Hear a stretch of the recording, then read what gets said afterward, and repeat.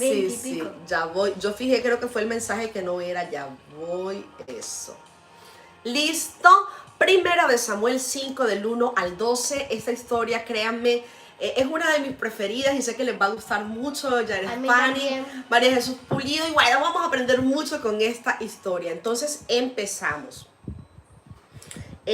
Yo leo del 1 al 5 y tú cuentas lo que vas a contar y yo después tú lees del 6 al 9 y así nos vamos turnando, ¿viste? Bueno, dice así: los filisteos tomaron el arca de Dios y la llevaron de Ebenezer a Asdod. Entonces tomaron los filisteos el arca de Dios y la introdujeron en el templo de Dagón y la pusieron junto a Dagón. A la mañana siguiente, cuando los de Asdod se levantaron temprano, he aquí que Dagón estaba caído rostro en tierra, o sea, así boca abajo. No, rostro en tierra es así boca abajo. Delante del arca del Señor, o sea, imagínense, encontraron encontraron a Dagón, encontraron al ídolo, encontraron a Dagón tirado rostro en tierra, o sea, boca abajo, delante del arca del Señor. Y lo pusieron otra vez en su lugar, lo volvieron a poner otra vez ahí al lado del arca de Dios. Versículo 4. Pero al levantarse temprano al día siguiente, he aquí que Dagón había caído rostro en tierra delante del arca del Señor. O sea, otra vez, después que lo habían puesto ahí en su sitio. Y la cabeza de Dagón, oigan, la cabeza de Dagón y las dos palmas de sus manos estaban cortadas sobre el umbral. Solo el tronco le quedaba a Dagón. Vamos a ir leyendo primero estos primeros 4 versículos. Y bueno, vamos a empezar por aquí. La verdad, esta historia, de verdad que por eso les digo que es una de las historias que a mí me parece más impresionantes. Y yo creo que es una historia que no sé por qué, a pesar de ser una historia tan impresionante, tan espectacular, es una historia que de pronto uno no oye mucho, ¿cierto? Es una historia que no es muy popular, pero es una historia ciertísima y es una historia que nos recuerda quién es nuestro Dios. Mami, Dime, mi amor. para que uno vea la diferencia entre un Dios muerto que un Dios vivo.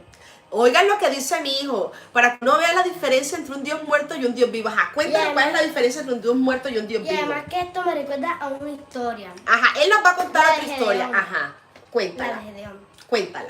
Que después de lo que todos sabemos de que Dios llamó a Gedeón y después de eso Dios le habló otra vez a Gedeón y le dijo que destruyera el altar de Baal y de Acera, que eran los dioses de los cananeos. Ajá. Entonces él fue por la noche porque le tenía miedo a su familia. Entonces fue Ah. y los destruyó. Al día siguiente, todos se quedaron, ¿quién ha hecho esto? ¡No! Y entonces se pusieron a investigar y llegaron a la conclusión de que fue Gedeón. Y estaban en lo correcto. Pero, entonces, el papá de Gedeón llamó a Gedeón. Entonces empezaron a hablar. Entonces le dijeron, ¿por qué has destruido el altar de Gedeón, de Baal? Entonces Gedeón le respondió, ¿Y Baal es un dios? Sí. ¿Y está vivo? Y según ellos sí. Entonces Gedeón dijo, ¿y si es un Dios vivo, por qué no se defiende solo? A ver, explícame por qué no se defiende solo. ¿Están viendo la diferencia? ¡Hijo! ¡Qué buena historia! ¿Están viendo la diferencia entre un Dios muerto y un Dios vivo? La historia que acaba de contar de mi hijo es cuando Dios llama a Gedeón y Gedeón sale y destruye las imágenes. ¿Cuáles fueron? Baal y Acera. Baal y Acera de los cananeos. Y la familia se levanta al día siguiente, la familia de Gedeón, brava, furiosa. Recordemos que en esa época Israel adoraba a otros dioses y la familia se levanta brava. Es más, creo que iban a matar a Gedeón, ¿no? Bueno, lo iban a castigar. Sí, la familia estaba furiosa. La familia estaba a arrestarlo. La familia estaba furiosa con Gedeón. Y Gedeón lo que dijo fue, bueno, pero ¿y acaso Baal no es capaz de defenderse él mismo? Y miren, yo les pregunto, ¿Baal se defendió? ¿Ese Dios se defendió? Y de ahí les pusieron un apodo. Le pusieron un apodo a Gedeón que se llamaba, ¿cómo era? Baal. Jerobaal, algo así. ¿Qué significa Baal se defiende? ¿Qué significa Baal se defiende? Pero adivinen, Baal nunca se defendió. Y miren que Gedeón fue y los destruyó y partió y derrumbó los altares y esos dioses nunca se defendieron. ¿Saben por qué no se defendieron? Porque no están vivos. Porque no están vivos, porque no eran verdaderos dioses. La Biblia nos habla, ¿cierto? En Salmo 115 dice que Él es el único y verdadero Dios. Dice la Biblia, tienen ojos y no ven, tienen manos y no tocan. ¿Tienen pies? ¿Tienen qué? Pies. No caminan. Y no caminan. Entonces, miren qué diferencia entre un Dios vivo y un Dios muerto. En la historia que estamos leyendo aquí en Primera de Samuel del 1 al 5, estamos viendo que los filisteos habían tomado el arca de Israel. Cierto, la semana pasada vimos la triste historia, vimos Icabod, cuando la gloria de Dios había abandonado a Israel, el mismo día que murió Elí y murieron sus dos hijos, Ofni y Fines. Y miren que aquí nos cuenta la Biblia que los filisteos tomaron el arca de Dios y la metieron, dice, en el templo de Dagón. Dagón era el ídolo de los filisteos. Dagón era un ídolo, una estatua. Era como un sireno man, como dicen por ahí, o sea, mitad hombre, mitad... ya. ¿Sí? Sí, era como mitad hombre, mitad sirena. Mitad sirena. Vea, ese dato no me lo sabía, ¿verdad, mi amor? Sí. Bueno, miren ustedes, para que vean cómo era ese ídolo.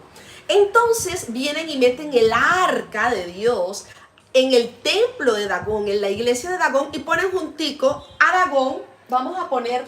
con los dos libros. Bueno, si hubiéramos traído como... Bueno, ponen el arca de Dios aquí y ponen a Dagón al lado, en el templo. Ahí ponen los dos. Para los filisteos, todos esos pueblos eran politeístas. Politeísta significa... que adoran a más de un Dios. Que adoran a más de un Dios. Politeístas son las personas que tienen varios dioses. Entonces los filisteos dijeron, bueno... Y monoteístas que adoran a uno solo. Monoteístas a uno solo. Los filisteos dijeron, bueno, tenemos varios dioses, tenemos un Dios nuevo, vamos a... Para los filisteos, ellos creían que estaban coleccionando dioses. Una cosa así como cuando uno colecciona estampitas. Como las cartas que yo colecciono. O como uno colecciona calcomanías. Entonces ellos dijeron, nosotros tenemos nuestro Dios, este es el Dios de los israelitas, vamos a coleccionar dioses. ¡Ay, qué chévere! Y se lo llevaron para el templo de Dagón. Pero miren lo que dice el verso 3. A la mañana siguiente, cuando los de Asdod se levantaron temprano, he aquí que Dagón había caído rostro en tierra, así, rostro en tierra, boca abajo, delante del arca del Señor. ¡Qué Dios tan maravilloso tenemos tú y yo! ¿Sí se dan cuenta que nuestro Dios sí está vivo? Que nuestro Dios no es como la historia que nos contó nuestro hijo cuando Gedeón con Baal, que Gedeón fue y le destruyó los altares, y Gedeón fue y esos dioses no pudieron defenderse. Nosotros tenemos un Dios vivo y encontraron a Dagón rostro en tierra, boca abajo, delante del arca del Señor. Y dice que tomaron a Dagón y lo pusieron otra vez en su lugar. Entonces ellos dijeron, bueno, encontraron a Dagón, su Dios, el ídolo de ellos. Dios mío, ¿y aquí qué habrá pasado? ¿Cómo así? De pronto hasta se les aceleró el corazón y dijeron, Dios mío, ¿esto qué fue? Pero dijeron, aquí estamos nosotros para proteger a Dagón. Qué irónico, ¿cierto? Porque cuando tú y yo tenemos un Dios, uno busca un Dios precisamente, es para que sea su Dios el que nos defienda. Es para que sea el Dios quien nos proteja. Imaginen que este es Dagón y que este es el arca. Entonces, miren que ellos eran los que estaban defendiendo, ¿cierto?, a ese Dios, y lo agarraron del suelo, ahí donde estaba boca abajo, así ahí, y lo volvieron a poner al lado del arca. Y miren lo que dice el verso 4. Pero al levantarse al día siguiente, he aquí que Dagón había caído rostro en tierra delante del arca del Señor. O sea, lo encontraron por segunda vez. Y esta vez no fue como la primera. Miren lo que dice: la cabeza de Dagón y las dos manos de Dagón, las dos palmas de sus manos estaban cortadas sobre el umbral. ¿Qué es el umbral? El umbral es en la entrada de la puerta. El umbral es como el marco de una puerta, la puerta del templo. Encontraron a este Dios descabezado, lo encontraron sin cabeza y sin manos. ¡Qué cosa tan impresionante! Entonces, si a los filisteos les quedaba alguna duda, porque de pronto a veces hay gente que dice, no, eso fue casualidad, eso fue el viento, eso fue, bueno, no sé, un animal, no sé de pronto que se hubieran podido imaginar. Ahora no les iba a quedar ninguna duda que el Dios de Israel, que el Dios, la presencia de Dios que estaba ahí en esa arca del pacto era real, que nuestro Dios es real, que Dios no comparte su gloria con nadie, que nuestro Dios es único, el único y verdadero Dios. Qué historia tan impresionante, qué historia tan espectacular, qué historia para recordarnos, queridos hermanos, que tú y yo tenemos un Dios vivo. Qué hermosa historia. Y ya lo vimos, como lo dijo mi hijo, ya lo vimos en contraste con todas las cosas de lo que significa tener un Dios vivo y tener un Dios muerto. Un Dios muerto. Entonces, qué bueno que tú y yo recordemos hoy que nuestro Dios, como dice la Biblia, yo soy Dios y no hay ningún otro como yo, fuerte, poderoso. Encontraron a Dagón sin cabeza y sin manos, y con las manos y la cabeza ahí en el umbral, en la entrada de la puerta del templo.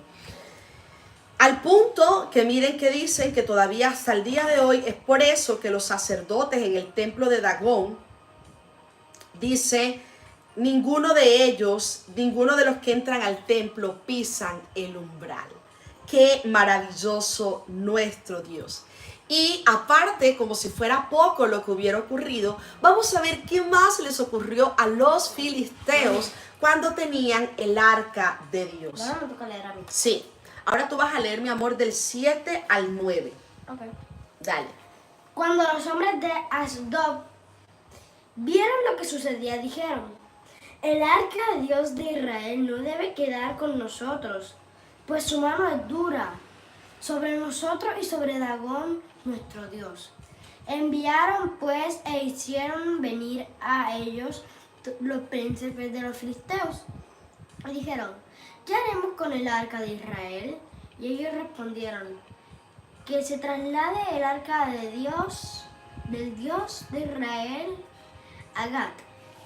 Y trasladaron el arca del Dios de Israel, y sucedió que cuando la habían trasladado, la mano del Señor estuvo contra la ciudad, causando gran confusión, e hirió a los hombres de la ciudad, desde el menor hasta el mayor, saliéndoles tumores. ¿Qué les salió?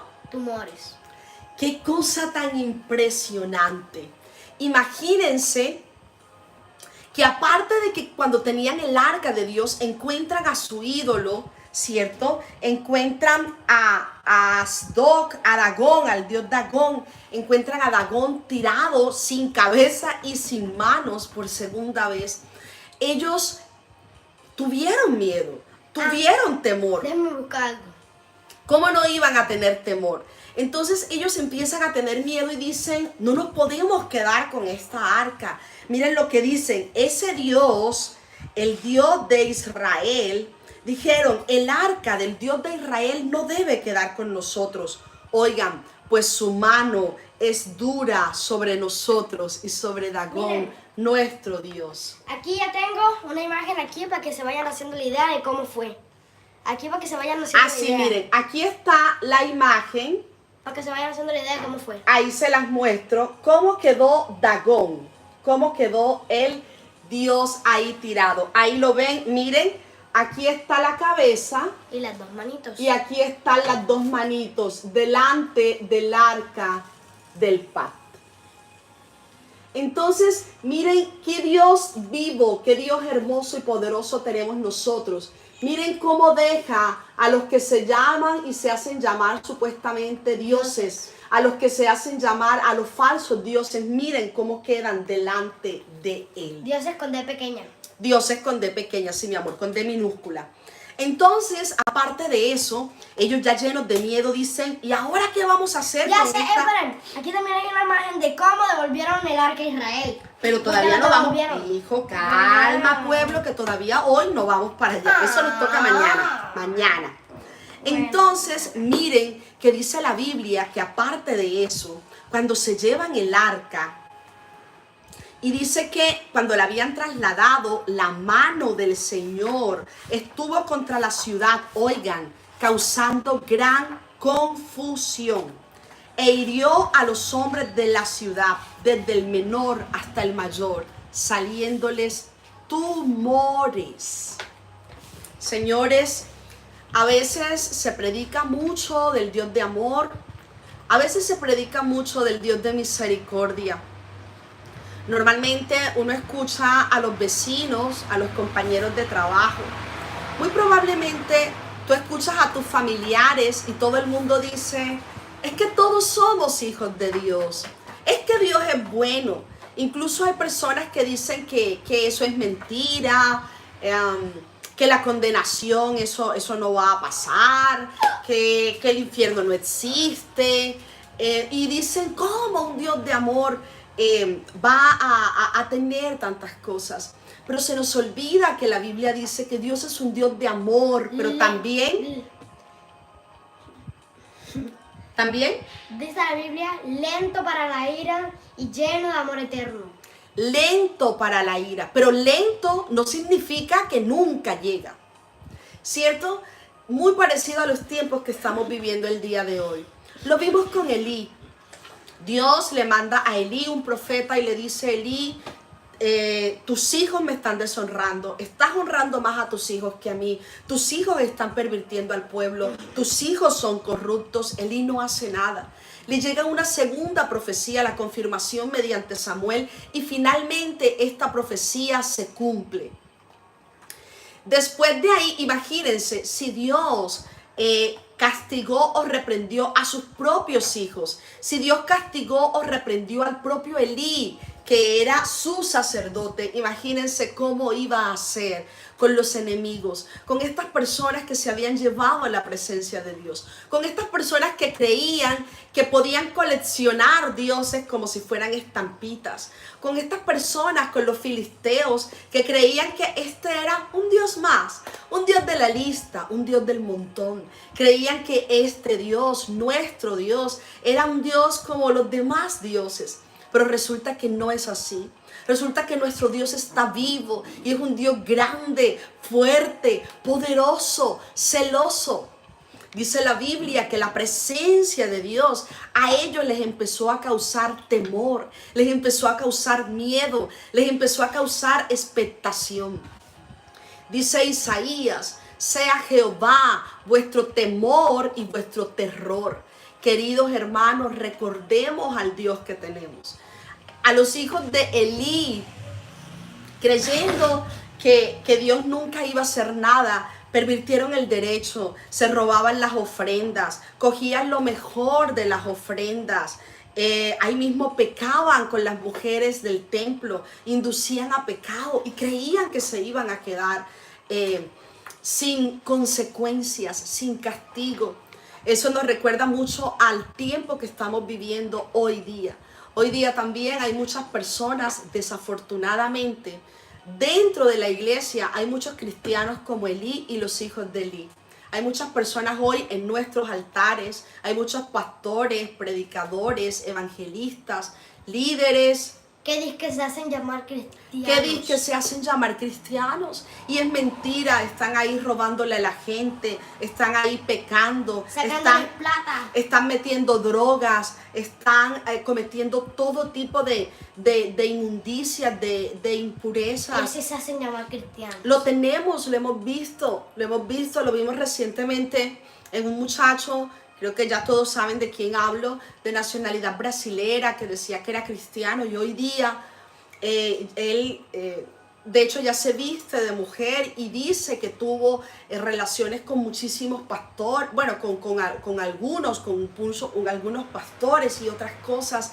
Y es gente que creen que nunca les va a llegar, que se están saliendo con la suya, que pueden engañar a todo el mundo. Abuela, se le mete la abuela. Sí, mi amor, pero Hola, resulta que hay un Dios que nos está viendo. Resulta que hay un Dios al que tú y yo no podemos engañar. Querido hermano, aquí lo importante no es lo que opine de ti o de mí el pastor, no importa lo que yo opine de ti, no importa lo que tú pienses de mí. Aquí lo importante es que tenemos un Dios ante el cual tenemos que rendir cuentas. Y ya vimos la semana pasada cómo es Dios y cómo se comporta con las personas que están dentro de su rebaño, dentro de la iglesia. A ellos les advirtió, a ellos les mandó 2 advertencias, a él y a sus hijos, y siguieron hasta que les llegó el castigo. Ahora, Dios es justo, es bueno, y Dios hace respetar su nombre, no solo dentro de la iglesia, sino también fuera de la iglesia.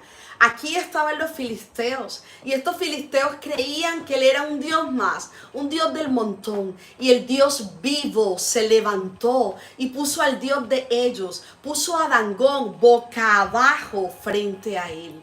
Y lo levantaron, pero al día siguiente volvieron a encontrar a Dagón nuevamente boca abajo delante de él, sin manos y sin cabeza.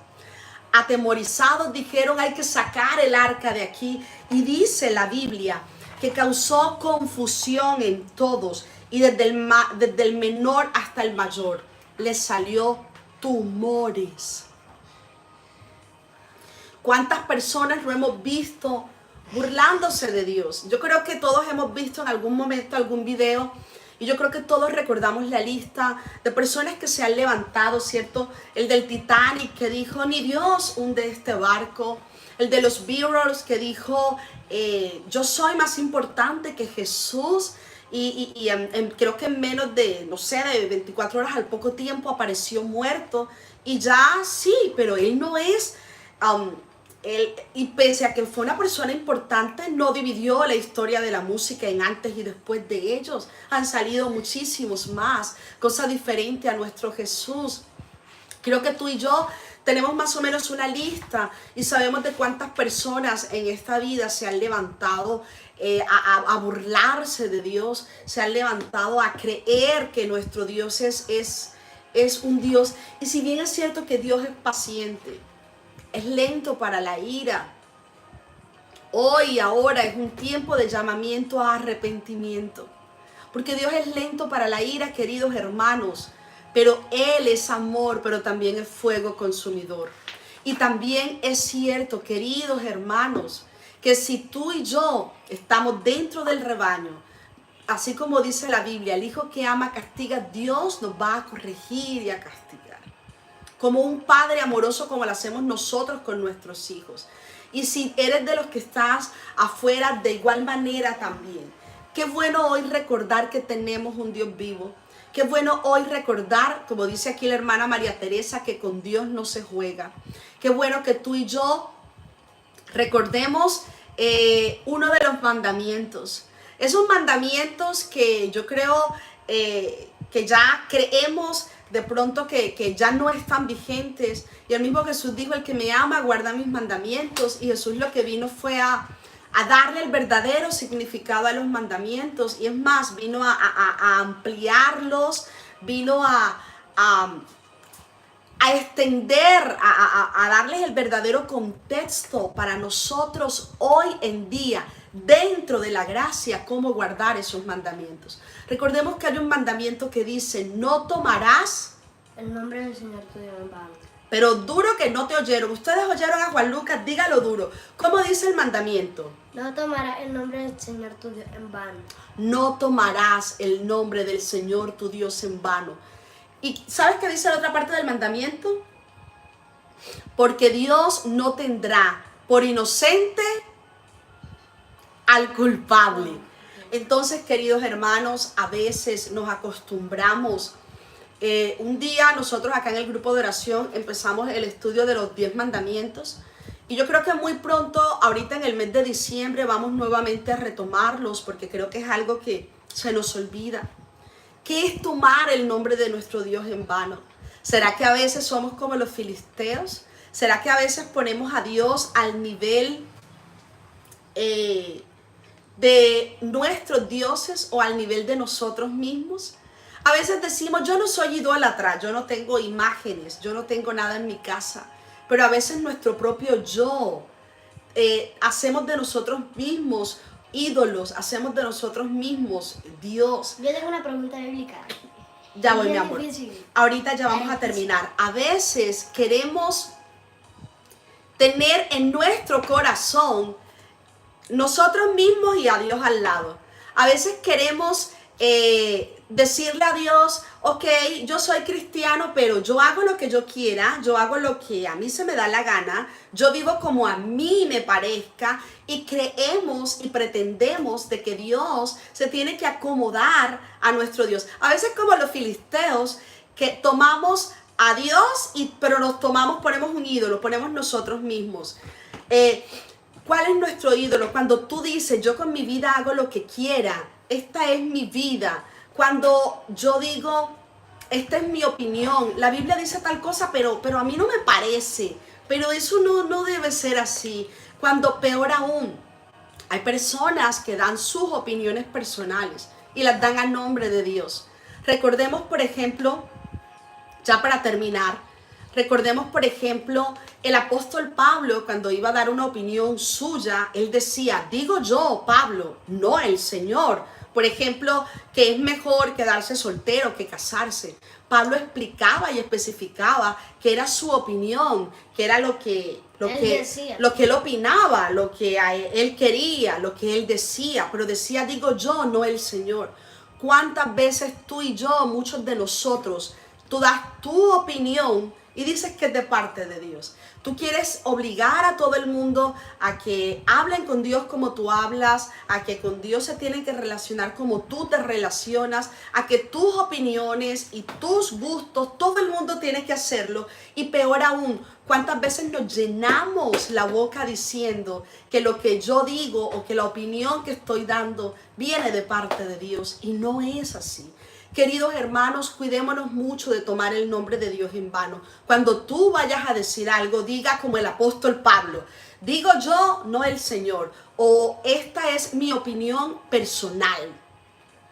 No andemos tomando el nombre de Dios todo para decir, Dios dice, es que cuando yo hablo es la boca de Dios quien está hablando por mí. Mucho cuidado, queridos hermanos, con lo que hacemos. Tengamos mucha reverencia. Y recordemos también de que no pueden estar dos dioses. Dios no va a compartir nunca su gloria con otro. Si tú le dijiste un día, Señor, entra en mi corazón, Padre, gobierna mi vida, pero resulta que Dios te manda una cosa y tú dices, pero... A mí se me recuerda un versículo. ¿Qué versículo, mi amor? No me acuerdo bien, pero sé que lo dice algo por Mateo, que alguien no puede tener dos señores porque menospreciará el uno y favorecerá al otro que quiera, ¿no? Así es, como le está diciendo a mi hijo, nadie puede tener dos señores. Así que hoy, queridos hermanos, vamos a orar. Vamos a dejar hasta aquí. Pero antes quiero hacer la pregunta bíblica. Ya voy, mi amor, ahorita que terminemos. Vamos a dejar hasta aquí. Mañana terminamos, ya vamos a orar. Y vamos a pedirle a Dios que hoy nos ayude. Hoy vamos a examinar nuestro corazón. Hoy quiero preguntarte, ¿quién gobierna tu vida? ¿Será que estás como los filisteos? Que quieres tener en tu corazón a Dios y quieres ponerte tú al lado. No se puede. Dios no va a compartir su gloria con nadie. Quiero que sepas, querido hermano, que Dios no podemos tener en nuestro corazón mi orgullo. O sea, en mi corazón, en el trono, no puede estar Dios y no puedo estar yo misma. Tenemos que darle a Dios su lugar. Dios no va a compartir su gloria. Si tú quieres que Dios de verdad gobierne tu vida, tú tienes que quitarte de ahí. Tenemos que morir, como dice la Biblia. No confíes en tu propia prudencia, sino entrégale a Dios tu camino y confía en Él. Entonces, hoy miremos a ver, de pronto si en nuestra vida tenemos otro ídolo. Hay personas que en su vida, su pareja, los hijos son sus ídolos. Mami. Para Elí, oigan, para Elí, sus hijos eran su ídolo. Dios se lo dijo a Elí. Dios le dijo a Elí, tú has honrado más a tus hijos que a mí. Porque Elí nunca fue capaz de ponerse los pantalones varonilmente como un papá, tomar decisiones. Y decirle a los hijos, o se corrigen o los quito de ahí, les quito el cargo, les quito las vestiduras. Elí prefirió darle más honra a sus hijos que a Dios. Y miren lo que le pasó a Elí. Entendamos hoy, Dios no comparte su gloria con nadie. Dios no es juguete. Nuestro Dios está vivo y es un Dios celoso. Nuestro Dios no es un Dios que puedes coleccionar. Así que procuremos, como dijo Juan el Bautista, menguar nosotros y que Él crezca. Porque nunca vamos a poder tener a Dios y a otra persona. No voy a poder tener en mi corazón a Dios, pero mi opinión, mi criterio. Yo no voy a poder tener en mi corazón a Dios, pero teniendo también ahí, compartiendo el trono de mi corazón a mis hijos, a mi pareja, a mi trabajo, mi economía. Entonces vamos a orar. Y hoy vamos a decir, Señor, conoce y examina nuestro corazón, escudriña y prueba nuestros pensamientos. Hoy dile, Señor, y piensa, ¿quién gobierna mi vida? Y no es que lo digas de boca. Cuando vas a tomar una decisión, ¿realmente consultas a Dios? ¿Realmente buscas la Biblia, a ver qué dice la Biblia al respecto de la decisión que vas a tomar? ¿O la tomas por lo que tú crees, por lo que tú opinas? ¡Au! ¡Ay, mi amor, me golpeaste duro! Vamos a orar y vamos a pedirle a Dios que nos ayude. Vamos a pedirle a Dios que nos ayude a recordar, como dice Joel, a anunciarle al mundo, arrepentíos y convertíos, porque se acerca el día grande del Señor. Vamos a orar, mi amor, vamos a orar. Y tú vas a orar, Juan Lucas, por todos los niños, ¿oyó? Usted va a orar por todos los niños porque hemos estado leyendo la historia de Samuel. Después que yo ore, ora tú primero. Vas a orar por todos los niños para que Dios sea hablándole a los niños, derramando de su espíritu sobre los niños, que así como Samuel escuchó la voz de Dios, los niños hoy se levanten, niños que de verdad conozcan a Dios. Los hijos de Elí nunca conocieron a Dios. Dice la Biblia, eran indignos y nunca conocieron a Dios. Y en una época donde escaseaba la voz de Dios y la palabra de Dios, Samuel llegó a conocer a Dios, llegó a escuchar la voz de Dios. Entonces usted va a orar por todos los niños. Ahí donde estás, mientras mi hijo ora, todos los que están aquí conectados, mientras mi hijo ora por los niños, usted aproveche y llore por sus hijos, por sus nietos, por sus sobrinos, por todos los niños que conozca. Y después de Juan Lucas voy a estar orando yo. Así que mi amor, ven mi vida. Ven, dale. Ora y vamos a orar por todos los niños, dale. Señor Dios, te damos gracias por este día, por la salud y por todo lo que nos das, Señor. Señor, te pido por todos los niños, guárdalos, que puedan conocer tu palabra, que puedan oír tu voz, así como Samuel, Señor. Y te pido también que nos ayudes en estos tiempos, Señor. Ayúdanos a perseverar hasta el último día de nuestra vida. Señor, gracias por todo. Guarda a todos los niños del mundo. Y gracias porque podemos estar aquí reunidos, Señor. En el nombre de Jesús, amén. Amén, mi amor. Señor, aquí seguimos en tu presencia, delante de ti, Padre. Aquí estamos, Señor, delante de ti. Padre, hoy queremos, como el salmista David, decir: conoce y examina nuestro corazón, escudriña y prueba nuestros pensamientos. Señor, hoy venimos a pedirte perdón por todas las veces en que hemos querido compartir, Señor, tu gloria. Por todas las veces, Señor, en que hemos querido, al igual que los filisteos, en nuestro corazón, al lado tuyo, poner nuestra opinión. Por todas las veces en las que en nuestro corazón hemos querido, Señor, al lado tuyo, poner, Padre, las cosas que nosotros idolatramos, a nosotros mismos, a nuestros hijos, a nuestras parejas.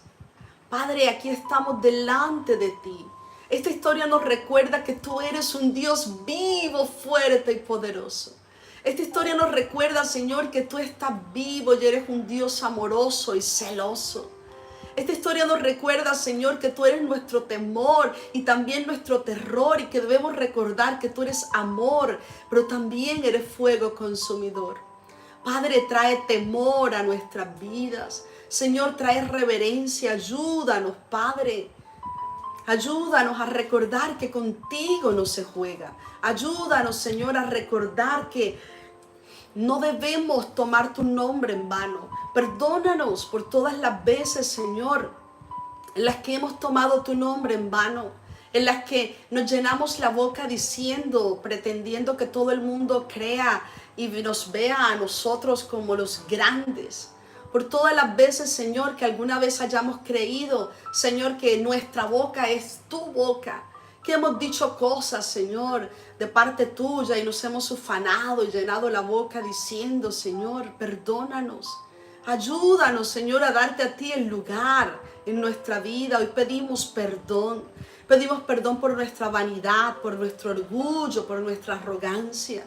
Pedimos perdón, Señor, por todas las veces, Padre, en las que escudándonos en tu gracia y en tu amor, pretendemos, Señor, no darte la importancia, el respeto y el lugar que mereces en nuestra vida. Padre, hoy con temor y con reverencia nos dirigimos a ti.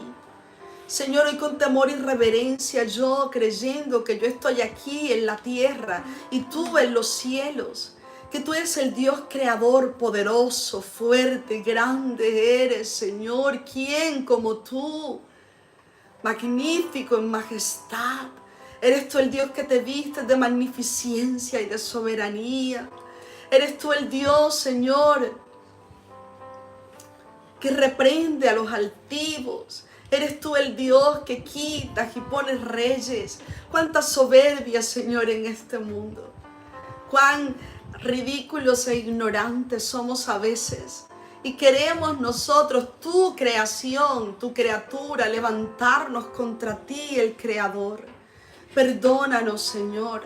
Perdona las veces que hemos sido irreverentes. Perdónanos las veces, Señor, que hemos creído que te podemos engañar, que hemos creído, Señor, que podemos burlar tu nombre. Yo te pido, Padre, que nos perdones. Pon en nuestros corazones temor, reverencia. Ayúdanos, Santo Espíritu de Dios. Guárdanos sin caída. Ayúdanos cada día a recordar tu poder, tu soberanía y tu majestad. Ayúdanos, Señor, a andar con dignidad. Ayúdanos a llevar, Señor, a caminar como debemos. Encamínanos en este camino de santidad, como dice tu palabra, donde ni aun el más torpe se extravía. Cuán grande eres tú, Señor. Perdona y ten misericordia, Señor. Dale una última oportunidad a todos aquellos que están burlando tu presencia. A todos aquellos, Señor, que a sabiendas están pecando. A todos aquellos, Señor, que creen que tu nombre puede ser burlado, toman tu nombre en vano. Perdónanos, redargúyenos, Espíritu Santo, y ayúdanos, Señor. No queremos abusar de tu gracia, no queremos abusar de tu amor. Queremos, Señor, de verdad servirte, amarte, Padre, guardar tus mandamientos, guardar tu palabra, deleitarnos en ella. Ayúdanos, Señor. Te lo pedimos, Padre, en el nombre de Jesús. Cuánto nos alegra saber que tenemos un Dios vivo, que nuestro Dios se defiende, que nuestro Dios se da su lugar, que tú eres el alto sobre todos los altos. Aleluya. Que tuya es la tierra, su plenitud, el mundo y todos los que en él habitan. Exaltado sea tu nombre.